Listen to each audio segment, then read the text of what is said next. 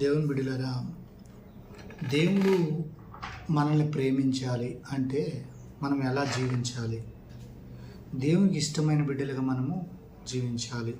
దేవుని బిడ్డలారా, నిర్గమకాండము 20వ అధ్యాయము 6వ వచనంలో చూసినట్లయితే, నన్ను ప్రేమించి నా ఆజ్ఞలను గైకొను వారు 1000 తరముల వరకు కరుణించిన వాడనై ఉన్నాను.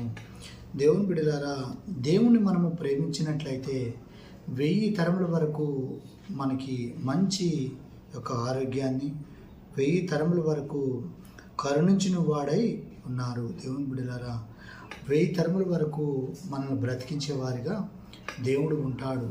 దేవుడు ఎప్పుడు ఉంటాడు అంటే, దేవుని మాటల ప్రకారం మనము జీవించినప్పుడు, దేవుని మాటలకు మనము లోబడినప్పుడు, దేవుని చిత్తానుసారంగా మనము జీవించినప్పుడు మనకి 1000 తరముల వరకు కరుణించేవాడికి దేవుడు ఉంటాడు. ఒక విన్నపములు దేవుడు వింటాడు. ఎప్పుడు వింటాడు అంటే, దేవుని మాటలకు మనము లోబడినప్పుడు మన యొక్క ప్రార్థనకు అనేది జవాబు దొరుకుతుంది.